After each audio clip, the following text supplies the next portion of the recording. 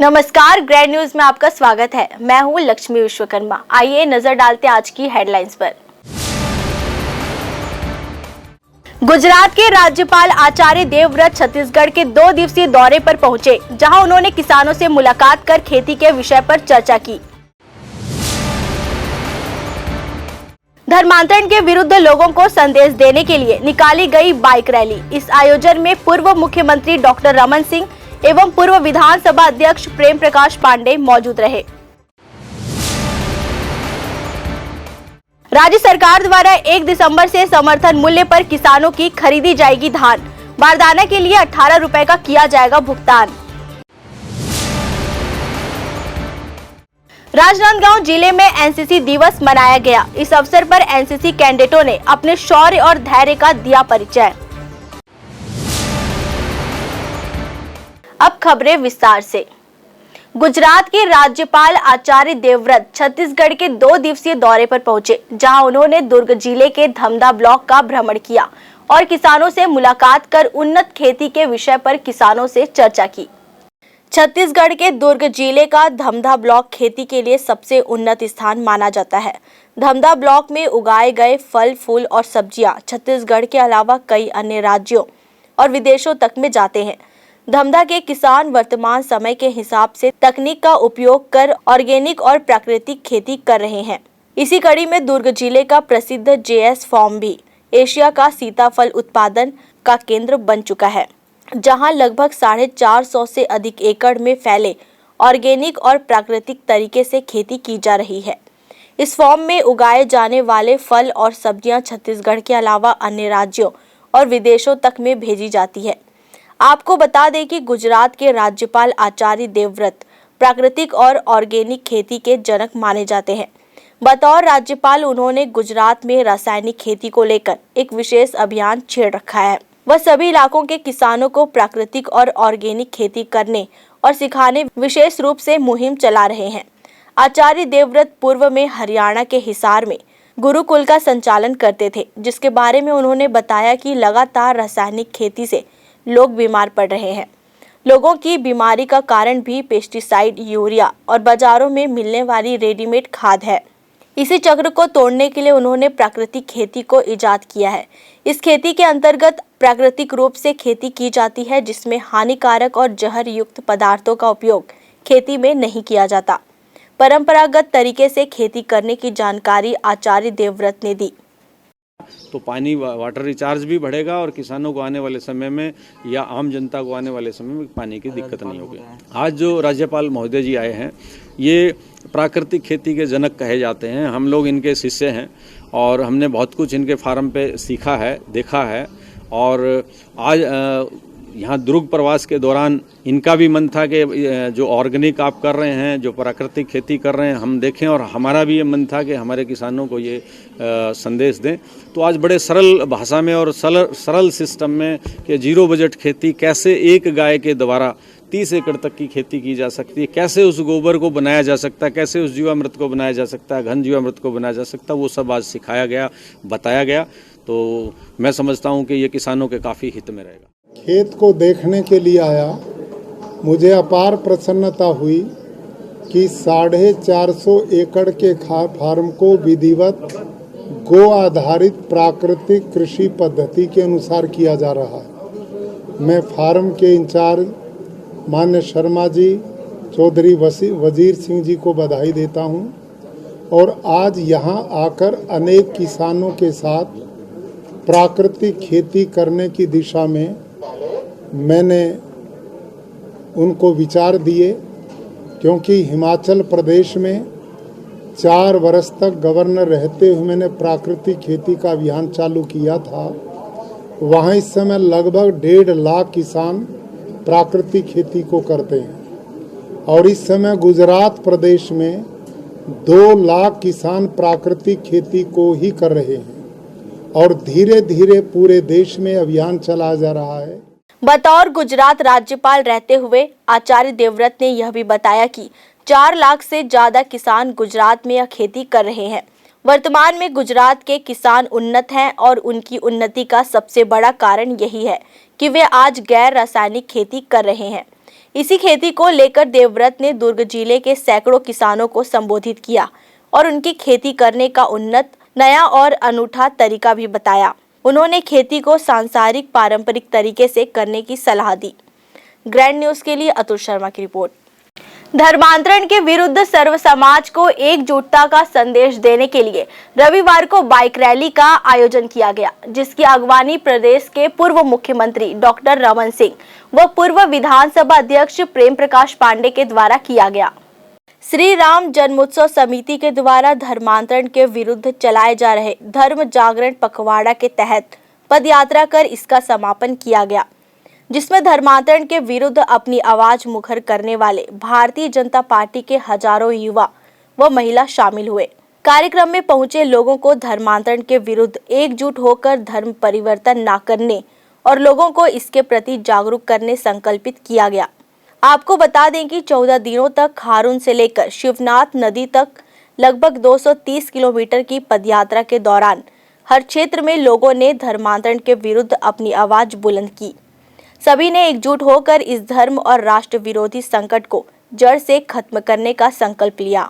अब धर्मांतरण के विरुद्ध चलाए जा रहे अभियान में रविवार को पूर्व मुख्यमंत्री रमन सिंह व विधानसभा अध्यक्ष प्रेम प्रकाश पांडे भी शामिल रहे और धर्म जागरण पखवाड़ा के तहत रविवार को विशाल बाइक रैली का आयोजन किया गया, जिसकी शुरुआत लाल मैदान पावर हाउस से की गई।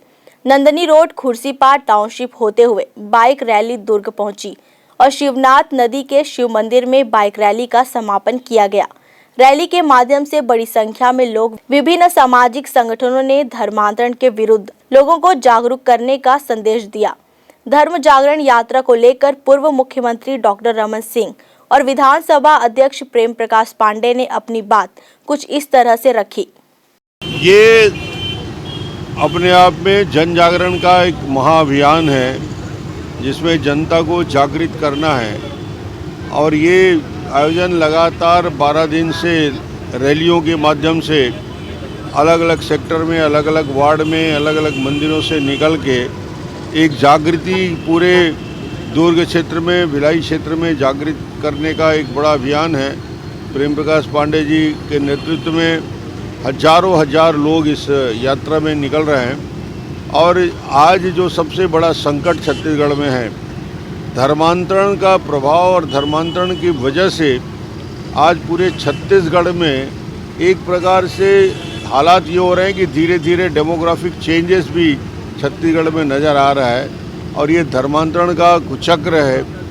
ये अकेले रायपुर, दुर्ग, भिलाई का विषय नहीं है। दूरस्थ अंचल में सुकमा से शुरू करके जसपुर तक जिस प्रकार ये कुचक्र चल रहा है और ये दबाव में डालकर धन के लालच में, प्रलोभन में, इलाज के बहाने उनको षड्यंत्र में फंसा के इस प्रकार यदि जो धर्मांतरण होता है, जिसमें प्रलोभन दिया जाता है, धन दिया जाता है, दबाव डाला जाता है, ये सरासर गलत है और उसके विरोध में ही ये आज हजारों हजार नवयुवक रैली करके निकले हुए हैं। और मुझे लगता है कि जब छत्तीसगढ़ के हालात बेकाबू होते जा रहे हैं, सुकमा का एसपी लिखता है राज्य सरकार को कि धर्मांतरण की वजह से सुकमा के कानून व्यवस्था की स्थिति में पूरे जिले में परिवर्तन आ रहा है और अभी से इसके लिए सचेत रहने की आवश्यकता है।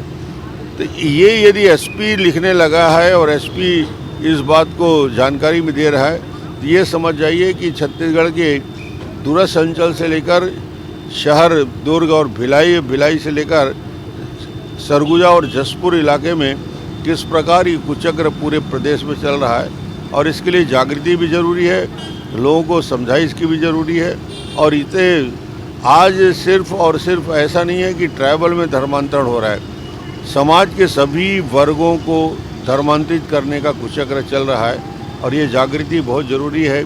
और आज का ये अभियान निश्चित रूप से उसके लिए आज हजारों हजार लोग सड़क में उतरे हैं।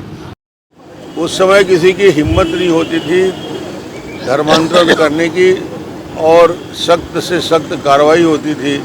15 साल भारतीय जनता पार्टी के शासनकाल में एक प्रकार से पूरी तरीके से अंकुश लगा के रखा गया था और आज सरकार के संरक्षण में, मैं बहुत साफ शब्दों में बता रहा हूँ, सरकार के प्रश्रय में, सरकार के संरक्षण में ये सारी गतिविधियाँ हो रही है। इसलिए जो रफ्तार बढ़ा है 4 गुना ज़्यादा रफ्तार, उसकी वजह से है कि पूरे की पूरी प्रशासनिक टीम इसके लिए मदद करने के लिए तैयार खड़ी है। तो आज सरकार को भी हम सचेत कर रहे हैं कि धर्मांतरण के कुचक्र करोगे तो जनता ठीक कर देगी।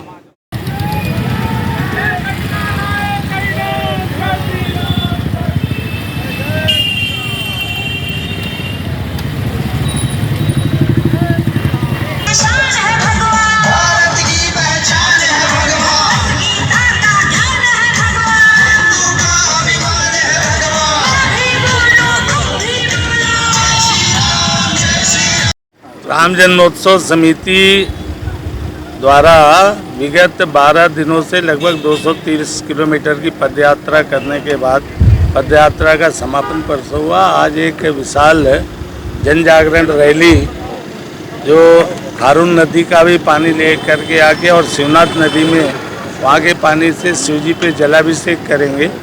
और ये पूरा धर्म जागरण का कार्यक्रम है जिसमें समाज को ये जागृत किया जा रहा है कि सर्व समाज जागृत हो।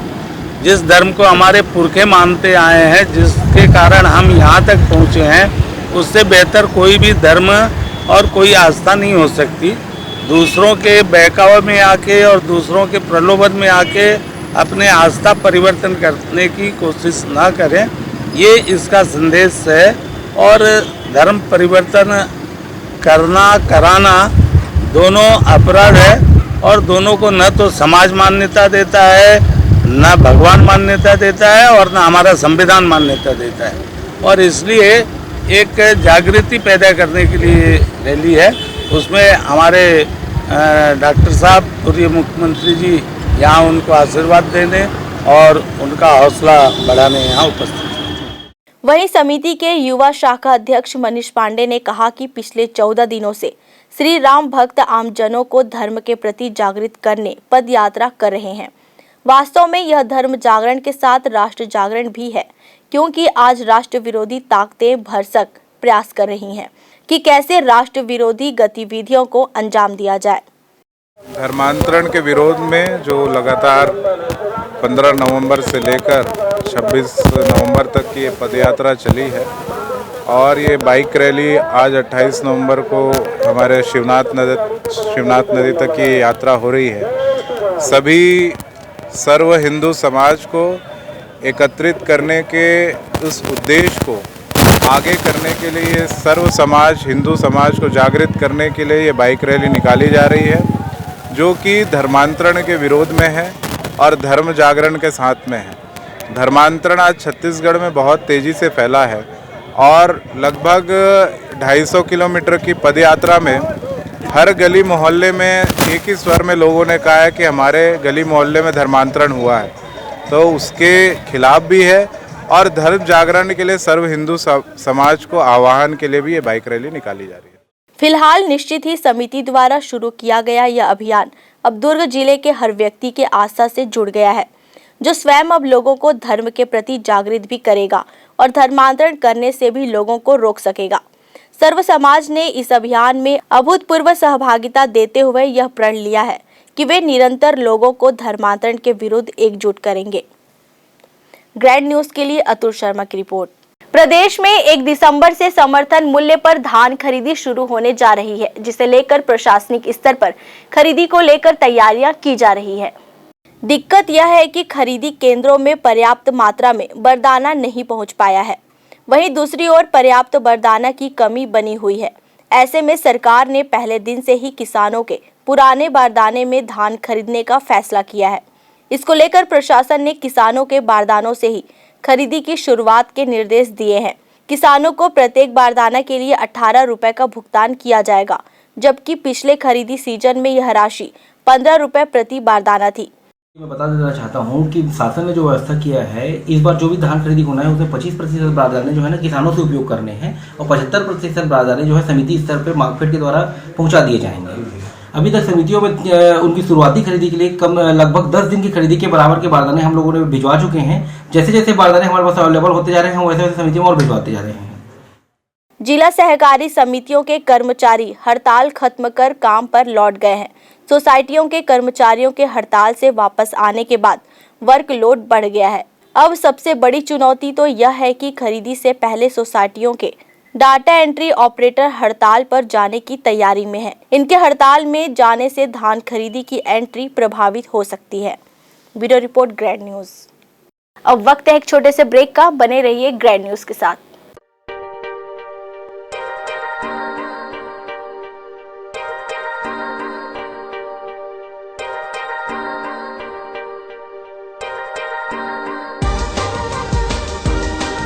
Relationships are forever. Out of all loved ones, your children are most precious. One of our biggest dreams is to give our children's marriage the top in luxury and facility.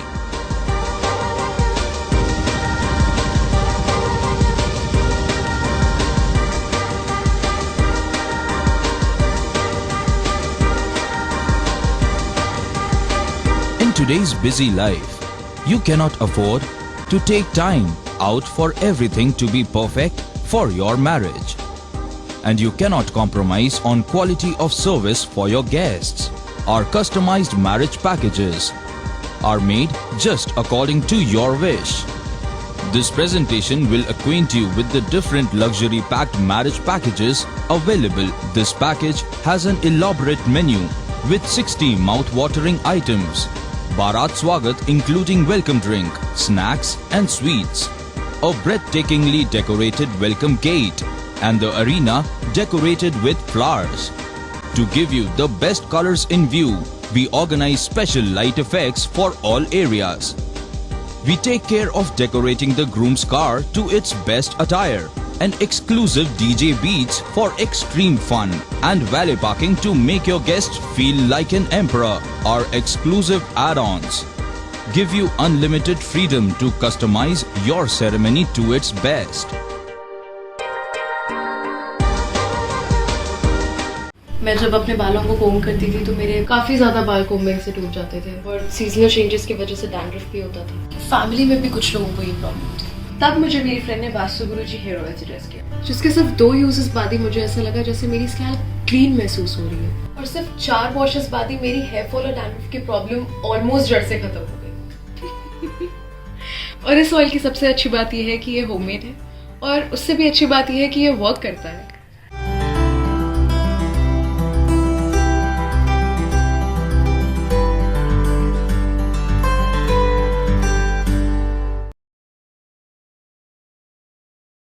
Celebration safari बारनावा पारा wild life sanctuary में स्थित खूबसूरत cottage and rooms, Bastar art से सुसज्जित शानदार cottage, सर्व सुविधा युक्त rooms, bathtub युक्त बाथरूम, स्विमिंग पूल, बच्चों के खेलने के लिए पार्क, खान पान की व्यवस्था, प्रोफेशनल सर्विस, सेंचुरी घुमाने के लिए वाहन की व्यवस्था। Celebration safari Barnawapara. For booking and more details contact 9425072002। Break के बाद आपका स्वागत है। राजनांदगांव में 73वीं एनसीसी दिवस समारोह का आयोजन शहर के स्टेट हाई स्कूल मैदान में किया गया। इस अवसर पर विभिन्न प्रतियोगिताएं भी आयोजित की गई, जिसमें बड़ी संख्या में एनसीसी कैडेटों ने हिस्सा लेकर अपने शौर्य, साहस और संयम का परिचय दिया। राजनांदगांव के स्टेट स्कूल मैदान में आयोजित 73वीं एनसीसी दिवस के अवसर पर एनसीसी के विभिन्न बटालियन के द्वारा अपनी एकता और अनुशासन का प्रदर्शन किया गया। इस दौरान राजनांदगांव के एडिशनल एसपी जयप्रकाश बढ़ई मुख्य अतिथि के तौर पर मौजूद थे। कार्यक्रम का शुभारंभ ध्वजारोहण कर किया गया। इसके बाद परेड निरीक्षण का कार्यक्रम हुआ। वहीं मार्च पास्ट कर कैडेटों ने सलामी दी। इस अवसर पर राष्ट्रपति का संदेश वाचन किया गया और वार्षिक प्रतिवेदन पढ़ा गया। एनसीसी दिवस के अवसर पर मुख्य अतिथि के द्वारा एनसीसी के कैडेटों को शपथ दिलाई गई। एकता, अनुशासन, सामाजिक जिम्मेदारी की शपथ लेने के बाद एनसीसी के प्रतिभागियों ने अपने खेल और कला कौशल का प्रदर्शन किया। इस अवसर पर मुख्य अतिथि ने कहा कि एनसीसी के ट्रेनिंग कैडेटों में एकता और अनुशासन जागृत करती है, जो देश के अच्छे नागरिकों का निर्माण करती है। एनसीसी या फिजिकल एक्टिविटी जो परेड वगैरह आप लोग का होता है या जो शारीरिक विकास होना चाहिए वो आज के वर्तमान दौर में बच्चों के द्वारा जो अधिकांश हम लोग मोबाइल या किसी चीज़ में हम समय एंगेज कर रहे हैं, इसके कारण पूरी तरीके से नहीं हो पा रहा है। जो सर जुनून एक टाइम में एनसीसी के लिए होता था वो थोड़ा सा कम, ऐसा नहीं है कि उत्साह नहीं है, लेकिन हमको ये स्वीकार करना पड़ेगा कि थोड़ी सी अब पहले की तुलना में गिरावट आई है। सोशल क्रांति, सोशल मीडिया या बच्चों के द्वारा आजकल घर से बाहर न निकलना, बहुत सारे इसके कारण हैं। एनसीसी दिवस पर आयोजित कार्यक्रम में एनसीसी कैडेटों के बीच फास्ट ड्रेस पहनो प्रतियोगिता, स्लो साइकिल रेस, चम्मच पर कंचे का संतुलन प्रतियोगिता सहित विभिन्न सांस्कृतिक कार्यक्रम भी आयोजित किए गए। वर्ष 1948 को एनसीसी की शुरुआत हुई थी। इसके बाद से ही एनसीसी निरंतर प्रगति के पथ पर आगे बढ़ती चली गई। एनसीसी के माध्यम से कैडेट समाज में अपनी बेहतर भूमिका निभाकर जन कल्याणकारी गतिविधियों का हिस्सा बनते आए हैं। वर्ष भर एनसीसी के माध्यम से अपने व्यक्ति का विकास कर देश के लिए कुछ कर गुजरने की चाह आज एनसीसी दिवस के दिन हर कैडेट के जहन में दिखाई देती है। एनसीसी कैडेट क्लब के अध्यक्ष अमित चंद्रवंशी ने कहा कि एनसीसी मकसद है कि ऐसे युवकों को हम तैयार करें जो राष्ट्र निर्माण में सहभागी बने।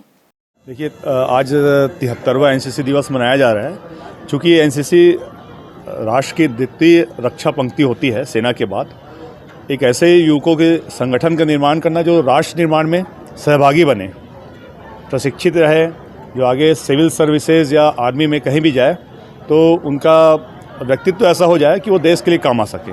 आज स्टेट हाई स्कूल में 73वां एनसीसी दिवस समारोह मनाया जा रहा है, जिसमें शहर के सभी स्कूलों के बच्चे हैं, गर्ल्स बॉयज़ दोनों हैं। साथ ही साथ विभिन्न प्रतियोगिताएं कराई जा रही हैं जिससे उनके व्यक्तित्व में निखार आ सके। पूरे देश में नवंबर माह के आखिरी रविवार को एनसीसी दिवस मनाया जाता है। इस वर्ष एनसीसी की 73वीं स्थापना दिवस मनाई जा रही है। एनसीसी दिवस समारोह के दौरान विभिन्न प्रतियोगिता और प्रशिक्षण के दौरान बेहतर प्रदर्शन करने वाले कैडेटों को पुरस्कृत किया गया। शहर के स्टेट स्कूल मैदान में आयोजित एनसीसी दिवस समारोह में बड़ी संख्या में एनसीसी कैडेट, स्कूली विद्यार्थी और स्थानीय नागरिक उपस्थित थे। Bureau report, grand news. Bemetara जिले में नवंबर माह में टीकाकरण अभियान चलाया जा रहा है, जहां नगर पालिका के कर्मचारी लोगों को जागरूक कर रहे हैं। वहीं टीकाकरण को लेकर लोगों में काफी जागरूकता देखी गई। जिले में नवंबर माह में चल रहे टीकाकरण महाअभियान में नगर पालिका, राजस्व व स्वास्थ्य विभाग की संयुक्त टीम घर घर जाकर टीकाकरण कर रही है, जिसके चलते अब ग्रामीण क्षेत्रों में भी फिर से लोग कोविड-19 का पहला व दूसरा डोज लगवा रहे हैं। कलेक्टर के आदेशानुसार टीकाकरण महाअभियान 27 नवंबर 2021 तक मनाया जा रहा है। नगर पालिका प्रशासन अपने पूरे कर्मचारियों के साथ वार्डों में पहुंच रहे हैं।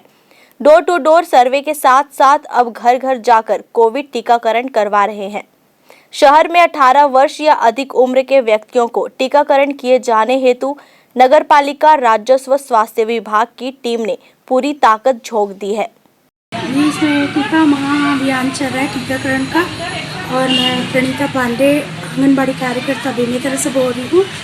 इसमें कोरोना टीका का महाअभियान चल रहा है, जिसमें सभी लोग लाभान्वित हो रहे हैं और हम घर घर जाके ये प्रेरित कर रहे हैं उनको लगाने का, और जिससे उनका भय और डर दोनों खत्म हो रहा है और टीका लगाने के लिए वो जागरूक हो रहे हैं।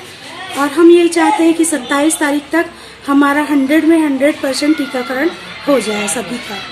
देखिए, कलेक्टर महोदय का आदेशानुसार पूरे जिले में कोवैक्सीनेशन का जो है और कोविशील्ड जो वैक्सीनेशन है इसका 100% लक्ष्य प्राप्त करने के लिए हमने पूरा जिले में महाअभियान चलाया हुआ है, जिसके तहत नगर पालिका बेमेतरा लगभग फर्स्ट डोज हमारे यहाँ 99% हो गया है और जो सेकेंड डोज है लगभग 60% हो गया है। इस महाअभियान में हमारा कोशिश रहा कि हम पूरे राजस्व विभाग, महिला एवं बाल विकास, आंगनबाड़ी और स्वास्थ्य विभाग के संयुक्त अभियान चला करके हम लोग सब इस लक्ष्य प्राप्त करें और कहीं कहीं दिशा में काफ़ी आगे बढ़े। जिला प्रशासन के निर्देशानुसार, कलेक्टर साहब के निर्देशानुसार 24, 25, 26, 27 इन 4 दिवसों में टीकाकरण महाअभियान जिले के हर गांव में लोगों को डोर टू डोर दस्तक देकर टीकाकरण किया जाना था। वर्तमान स्थिति तक जिले में 75% लोगों को फर्स्ट डोज और 28% लोगों को सेकेंड डोज टीका लग गया है। पिछड़े क्षेत्रों में टीकाकरण के डर को दूर करने के नगर निगम पालिका, राजस्व व स्वास्थ्य विभाग की संयुक्त टीम घर घर पहुंच रहे हैं। वे घर घर जाकर टीकाकरण हेतु प्रेरित कर रहे हैं। टीकाकरण करवाने के लिए डर रहे लोगों को जागरूक करते हुए अगली लहर से बचने व टीका लगाने के फायदे बता रहे। Bureau report, grand news.